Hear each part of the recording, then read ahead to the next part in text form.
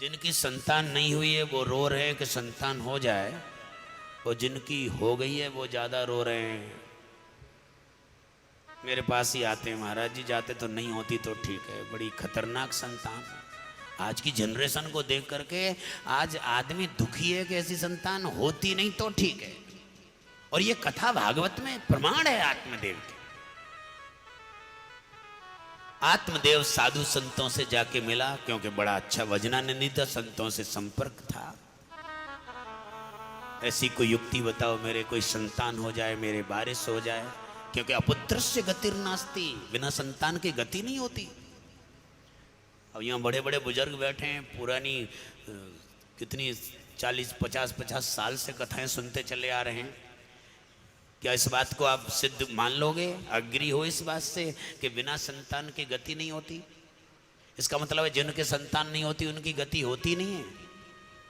सबरी की कोई संतान थी क्या? जो गति सबरी की हुई किसी की हुई आज तक?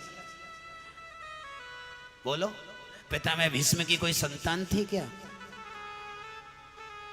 उसकी गति जो हुई आज तक किसी की हुई?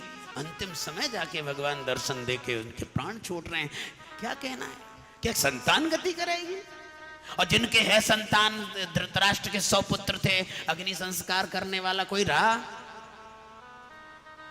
रावण के 1 लाख पुत्र 1.25 लाख नाती थे, अग्नि संस्कार करने वाला कोई रहा? काहे को चक्कर में पड़ रहे हो कि संतान नहीं होगी तो गति कैसे होगी? संतान गति नहीं कराएगी। गति तो हमारे कर्मों से होगी, हमारी भक्ति से होगी। जटायु का अंतिम संस्कार भगवान राम ने अपने हाथों से किया था। कहने वालों ने उस समय भी भगवान राम से कहा कि आप अपने पिता के ज्येष्ठ पुत्र थे, अपने पिता की अंत्येष्टि में तो नहीं गए, और एक जटायु की, एक पक्षी की अंत्येष्टि तुम अपने हाथों से कर रहे हो।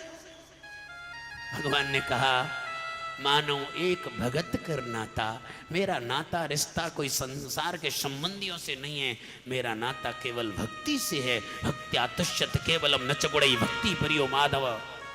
मैं संसार के रिश्ते नहीं मानता हूं, मैं भक्ति का नाता है।